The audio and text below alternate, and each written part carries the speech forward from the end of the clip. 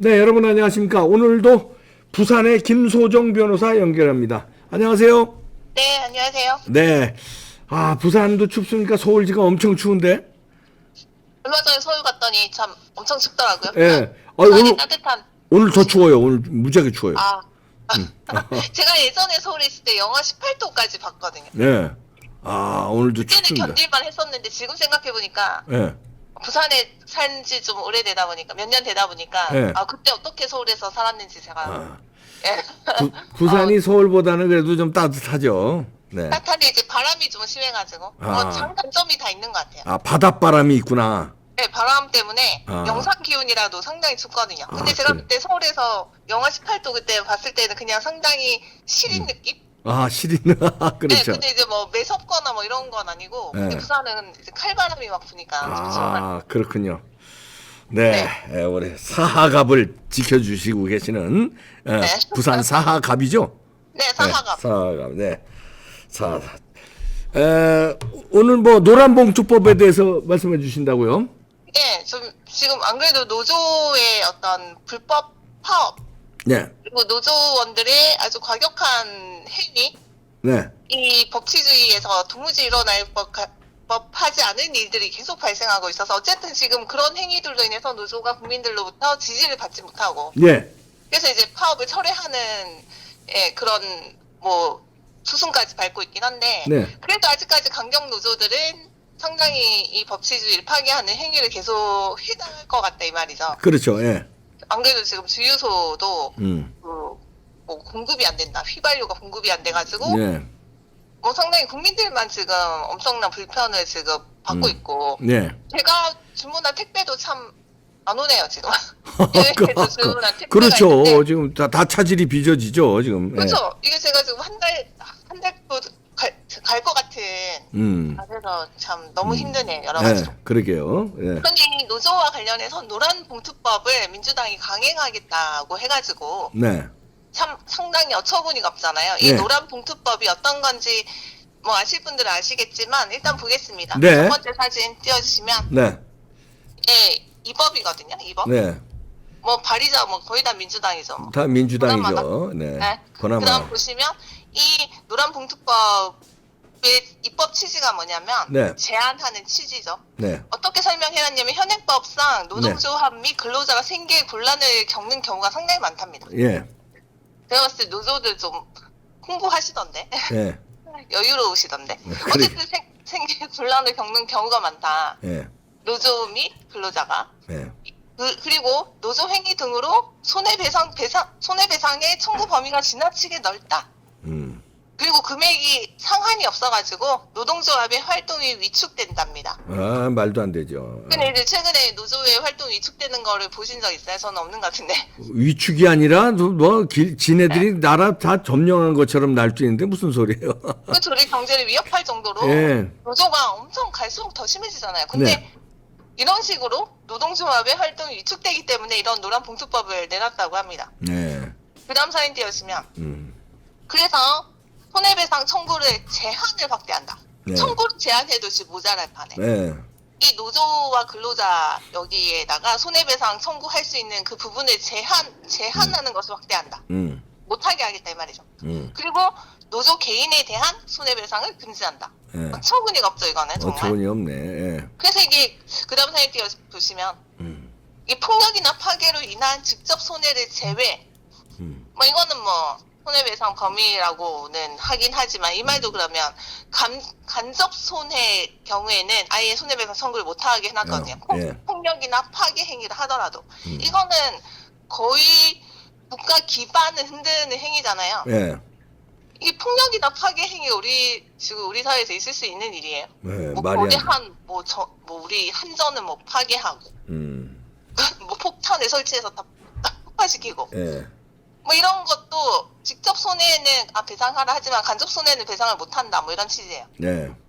좀 어처구니가 없어요 여러 가지로. 네. 그리고 특히 그 쟁의 행위 등이 노동조합에 의해서 계획된 것이라면 네. 개별 근로자에게는 손해배상을 무조건 청구할 수 없도록 했다. 네. 이것도 그러면 개별 근로자는 그러면 무법천지네요 아예. 그러니까 말이 안 되죠. 예. 아니 법치주의에서 내가 한 행위에 대한 책임은 반드시 져야 되거든요. 네. 근데 이거는 그 책임을 면제해주는 그런 법안이에요. 네. 이런 법은 있을 수가 없어요. 네.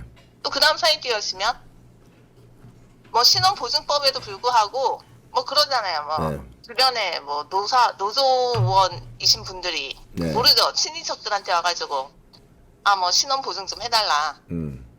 그 친인척들은 그냥 뭐 자세한 내막도 모르고 그냥 해주겠다고 해가지고 사인만 하시는 경우 많잖아요. 예, 그렇죠. 예. 근데 그거 들고 가서 노조 행위를 한다 이 말이죠. 안 되지.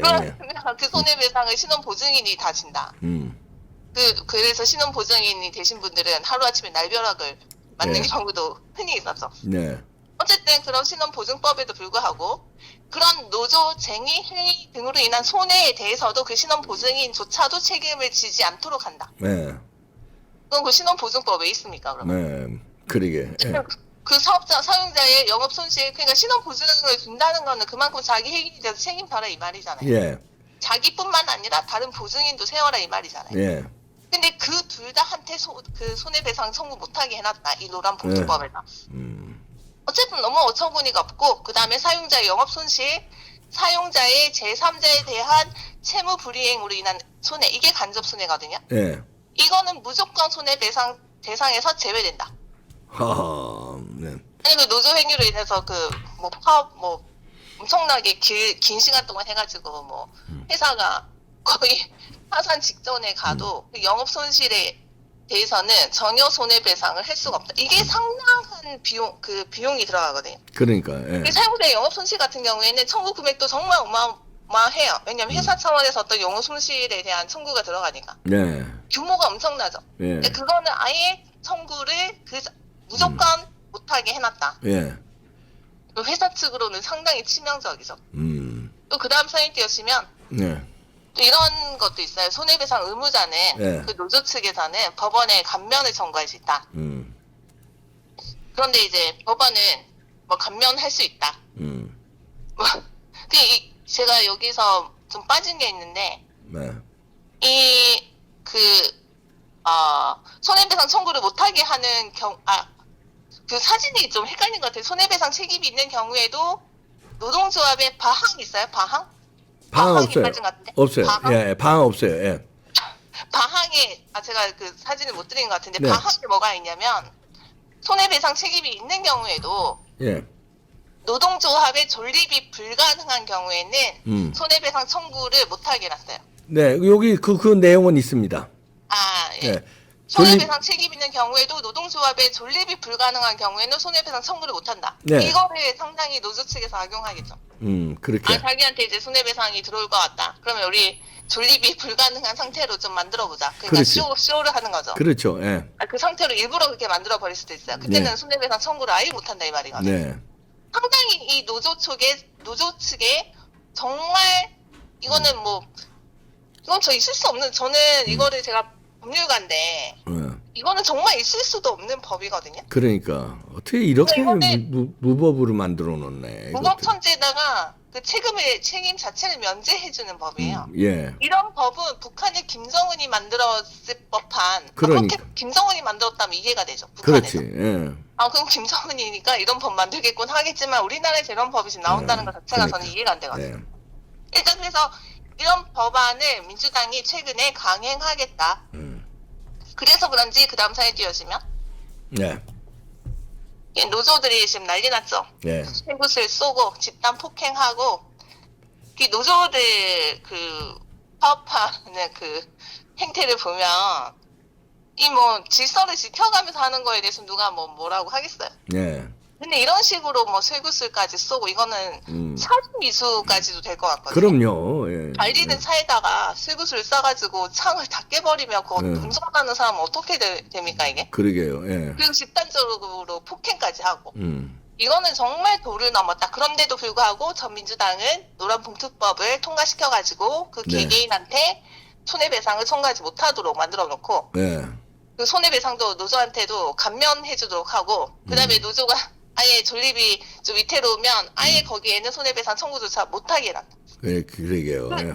노란봉투법이 통과되면 이 노조들의 행위가 어떻게 되겠어요? 이거랑은 비교도 안 되게 더 그러니까. 심각해지겠죠. 예. 근데도 불구하고 민주당 그다음 사연 띄우시면 네. 민주당에서는 노란 봉투법을 소위에 상정했고 이제 강행할 것이다. 네.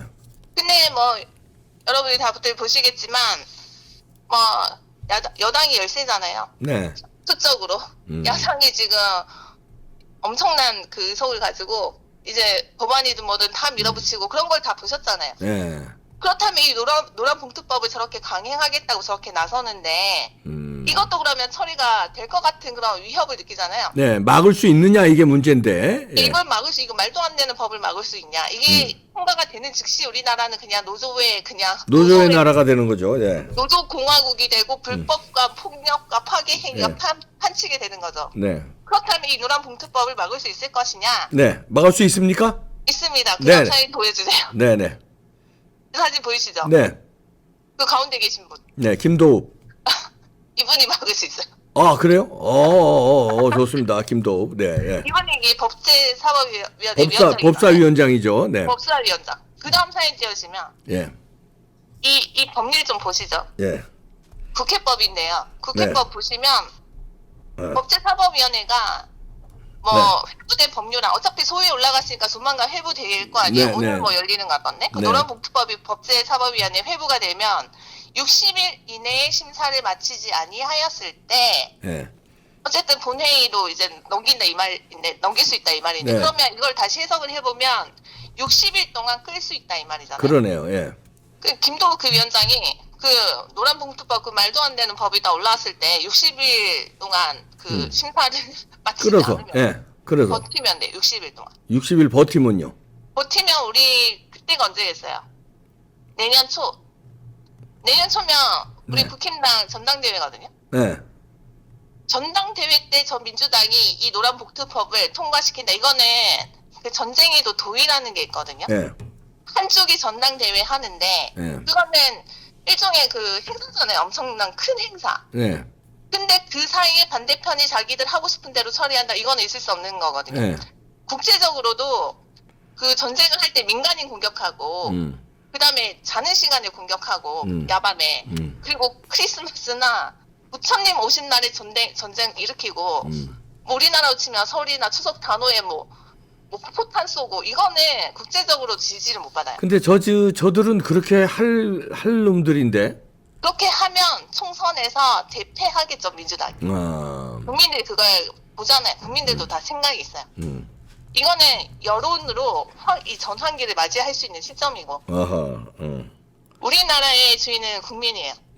민주당이 저렇게 폭주를 하는 거를 특히 전당대회 때 이런 식으로 한다는 거는 아까 말씀드린 민간인 폭격 그리고 적군이 자고 있을 때 공격하는 거 예. 명절 때 공격하는 그거랑 거의 유사한 짓이다. 아주 야만적인 행위다. 예.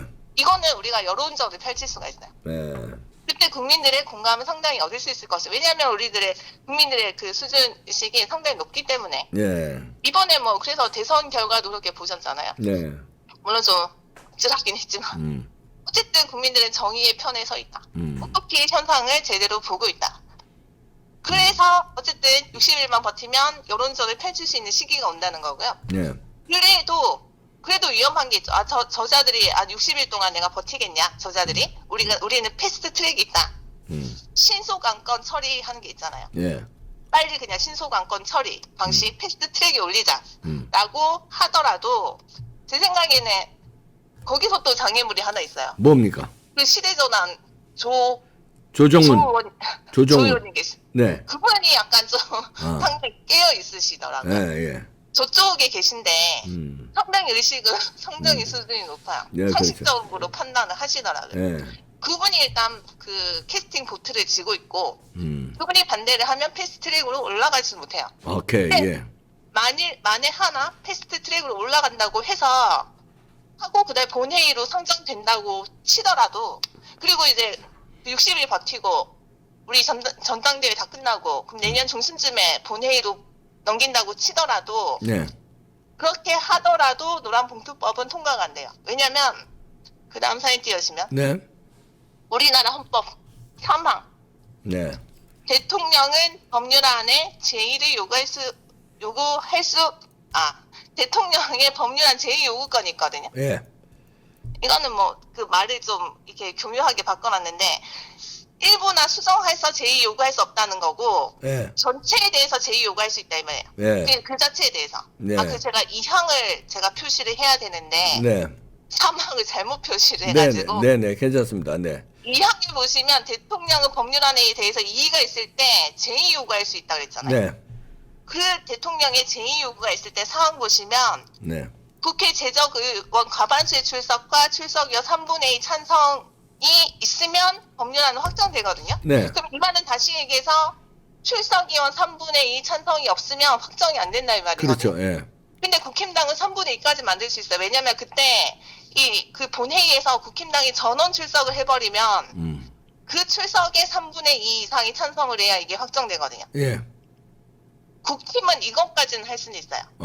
이것까지 막을 수 있네. 예. 3분의 2가 찬성이 못하게는 할 수는 있어요. 그 못하게. 석수는 돼요. 근데 이제 국힘이 그러니까 3분의 1은 된다는 거죠. 그러니까 말하자면. 3분의 1은 된다. 3분의 1은 된다는 거니까 그래서 3분의 2 네. 이상 찬성해야 되는데 그거는 막을 수 있다는 얘기네요. 그거는 막을 수 있다. 근데 국힘이 이때 설마 그러진 않겠지만 불출석을 한다거나 내가 지방에 일이 있어서 좀 가야 된다. 뭐 한두 명씩 빠지거나 아이, 그러면 안 아니면 되지. 항의 표시로 출석을 안 한다고 이렇게 하지는 않을 거라고 저는 그럼요. 그런 생각이 있을 거라고 생각해요. 네. 이 노란봉투법이 상정이 됐을 때 국힘은 전원 출석해야 되고요. 예. 그럼 전원 출석하면 3분의 2 요건이 상당히 엄격해지잖아요. 예. 숫자가 많이 필요하잖아요. 예. 출석을 많이 하면 할수록. 네. 그래서 3분의 2가 되지 못하게 국힘의원들이 전부 다 반대표 던져야 된다. 예, 그렇죠. 예. 그렇게 되면 노란봉투법은 통과가 결국에는 될 수는 없다. 결국은 안 된다.